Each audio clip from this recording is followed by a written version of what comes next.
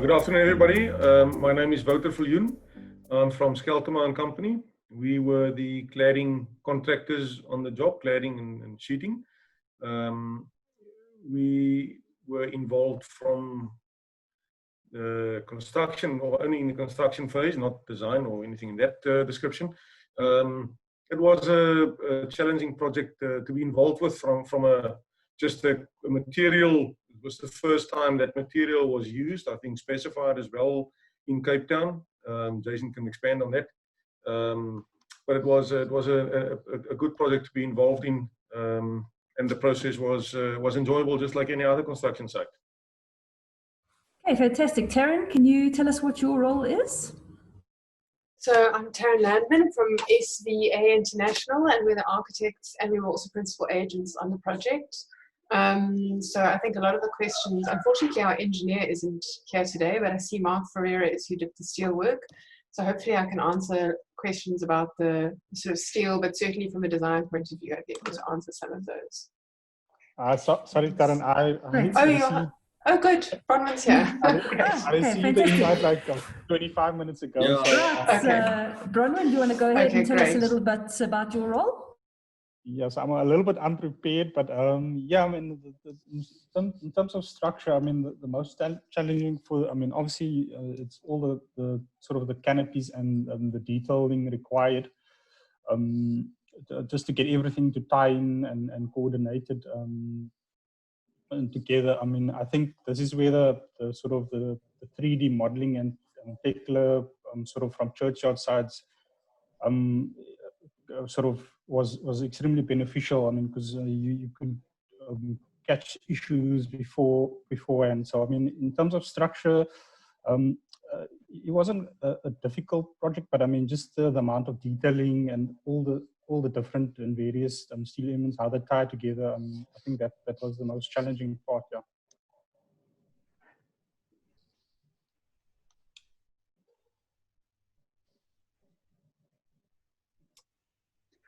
Oh, Denise, you muted?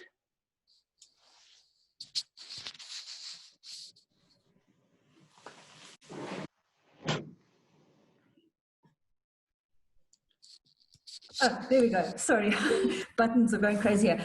Mark, do you want to tell us a little bit about what your role was in the project? Yes, I was the project manager for Churchyard and Umpleby, the steelwork contractor on the project. Yeah, we were the contractor fabricating and obviously did the installation at the Checkers site. Yeah, a very interesting project. You know, I love the collaboration between obviously the steel and the timber, which is a personal favorite for me. And I'm glad that Taryn obviously came up with the details thereof. Okay, excellent. So it's mainly a submission for the cladding, but I would like to just run through the questions from the structural and fabrication side and then work our way through the architectural and then to the cladding. So from a structural perspective, I'm not sure who would be, or a fabrication perspective, can you just give us a brief description of what the structural framing actually consists of? So it sort of consists of sort of three, or sort of the two main elements is obviously the main Checkers roof, which would be a girder and truss system. I mean, obviously due to the large spans, I mean, obviously steel is the best option. I mean, it's the best material to be used in that scenario for the actual trusses and girders. On the Checkers roof, due to the nature of the roof and the design from the architect, I mean, where you have sort of three raised or separate roofs with valleys in between, it's sort of differs from a conventional normal structure. So I mean that was one of the more challenging parts.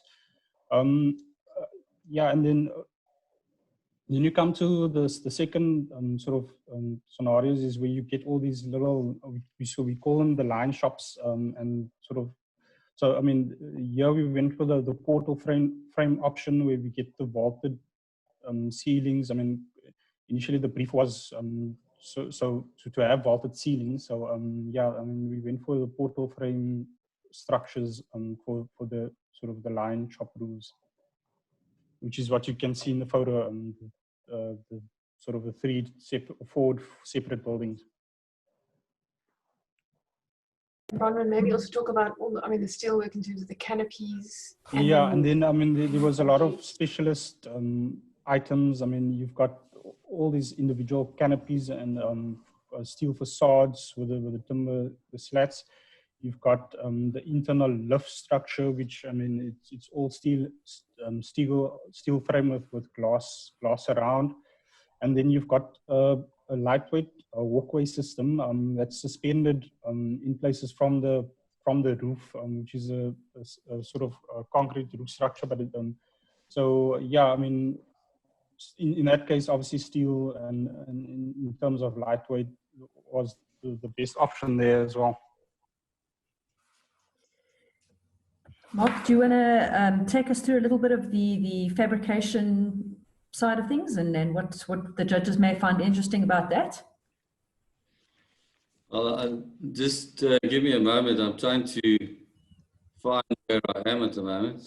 Participants, here we go. Can you guys see me? Yeah, we can see you. Yeah, we can see you.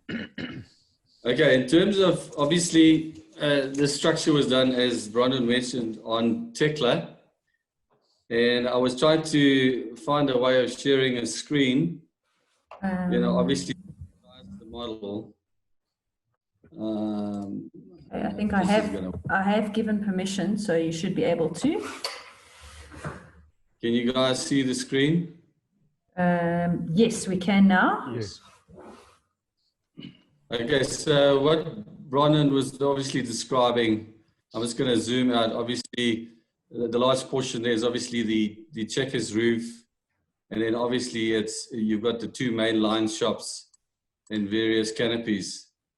For me particularly, obviously the checkers warehouse is obviously conventional for us. I mean, it's a warehouse typically, but you know, what makes this project unique is obviously the line shops, and obviously where you know, Taryn and obviously Bronwyn, these spider trusses, as I call them, you know, were designed. I mean, if we zoom in on them, you can see, and obviously they were cladded with timber, and you've got obviously circular hollow section buckles, stainless steel cables. If I go, obviously don't want to share too many screens. If I switch off, there we can have a better view. And you've got these fin plates, and then obviously post installation, these trusses were cladded with timber. I haven't quite seen the finished product, but I'm sure that it looks quite impressive. It's obviously the use of the steel, you know, like I said, the marriage between the two. It was quite tricky in, you know, obviously when you're working with rectangular hollow sections, in some cases you'll find that, you know, sections aren't 100% identical. And in some cases, when you weld them together, you don't want to see that, you know, the one is slightly bigger or smaller or slightly, you know, not 100%, you know, the exact same shape. So, you know, these things were obviously large and obviously had to be transported. And if we look typically, there were certain connections that had to be welded on site, and obviously to get that precise and to ensure that, you know, obviously from a visual aspect, it meets obviously the standards. You know, that was, you know, something that was very important.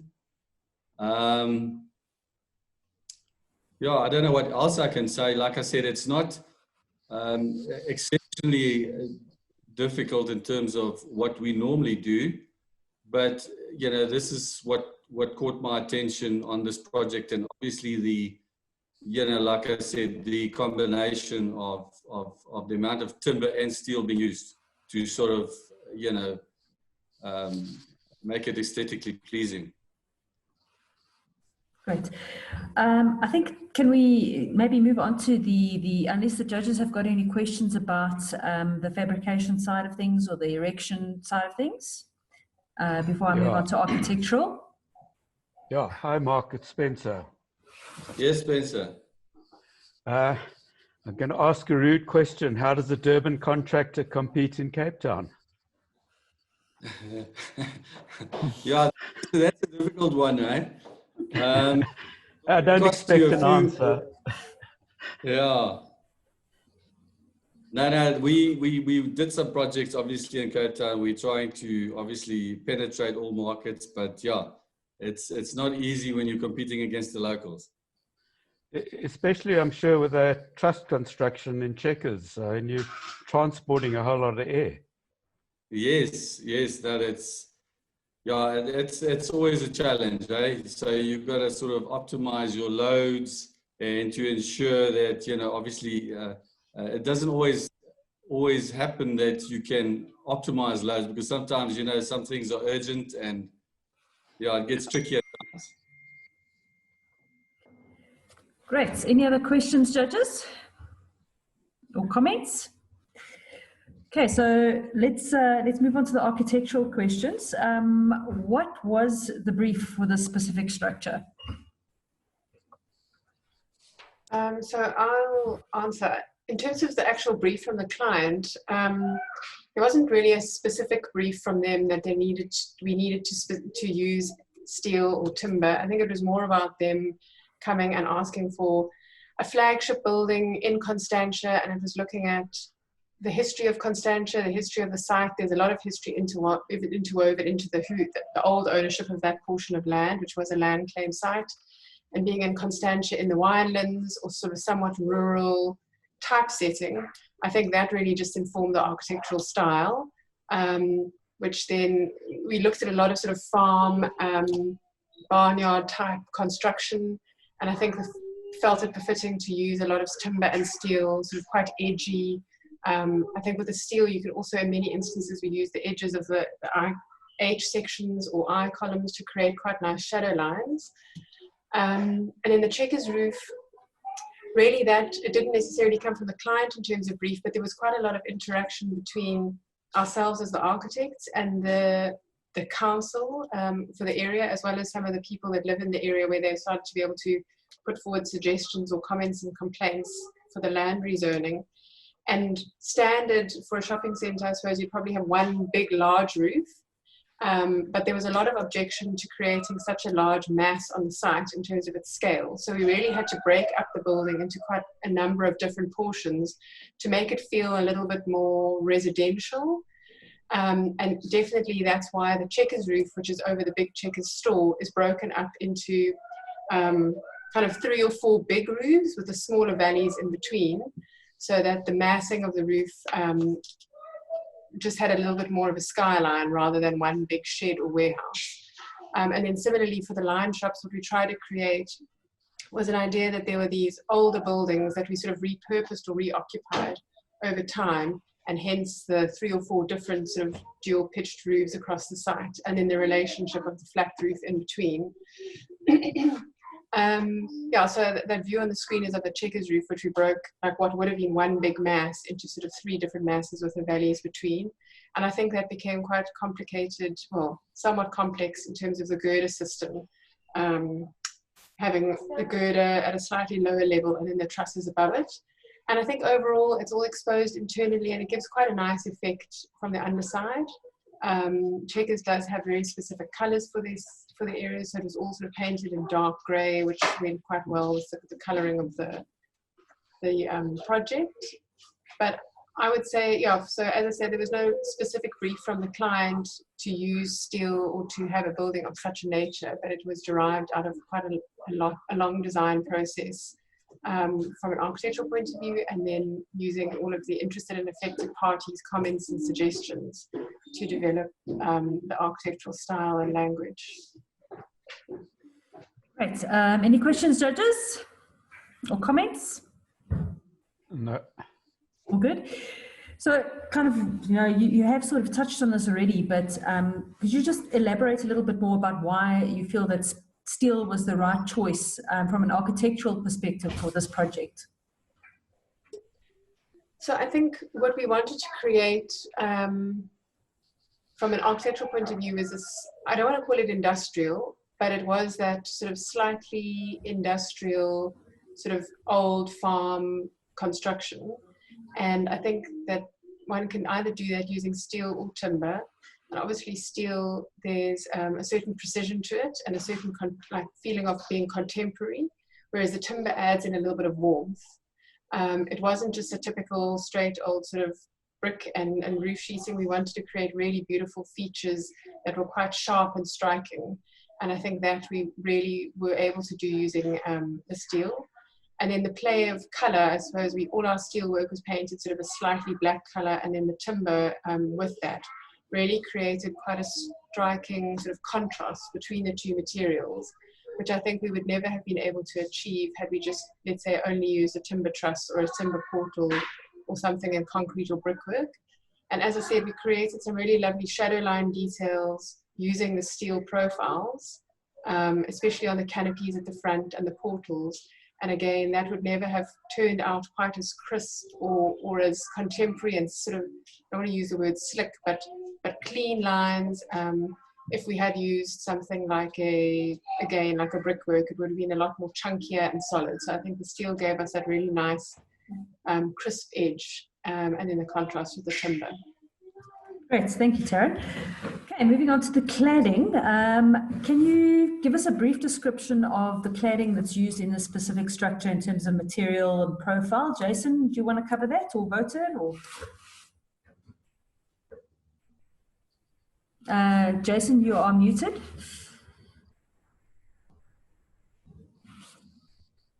Thank There we you. go. The roof and the vertical cladding and roof element typically manufactured out of a color plus smoky gray material, which is a 0.53 millimeter thick material. So the color was very interesting, and we proposed that to the architectural team. Taryn loved the color, and she obviously spoke to the client about it. The client subsequently accepted, and that's how we ended up using that particular material. I think the looking at the project now, when you see the dark metal color of the roof sheeting offset with the kind of browns of the wood, really is quite striking and quite a beautiful image. So we were happy to supply that type of material. It is fairly, I would say, new in terms of the type of textured finish that was put forward. It's not new technology, but it's definitely a new finish that we've been able to supply into the market. Sorry, if I could just add something to the sheeting. So from our point of view, we wanted something that was black. We didn't want, the normal grey sheeting or the normal colours are sort of grey, but actually they've got a slightly blue undertone. And that's definitely something that we didn't want. We saw a lot of projects or precedent of buildings sort of in Australia of similar kind of nature, and we definitely wanted a sheeting that was black with no blue kind of undertone. And I think the texture as well in the finish of the product created kind of I suppose it just felt like a little bit of more of like a velvety texture rather than that very flat sheet. So it gave, in my opinion, sort of gave the sheets a little bit of movement, a little bit of something that felt kind of like a higher class type finish rather than just the standard sort of flat sheet finish. But I know it was a difficult sheet to work with, or a different finish to work with. Okay, great. Wouter, do you want to perhaps elaborate a little bit more on the cladding side of things? I think Taryn just mentioned it. The material does present as quite a classy, expensive material. And that was one of the biggest challenges to work with, especially on this windy and dusty construction site with this material. That was one of the challenges, because with the dust comes scratches and damage to the material as well. So protecting the material while we install it, getting it onto the roof in the best condition we could, and getting it installed on a cladding as well That was definitely one of the bigger challenges. The residential feeling that was created with the smaller buildings also had a nice challenge to it, just to get all the flashings on the widths of the pans even up and equal. So it wasn't just an industrial building that we sheeted and cladded.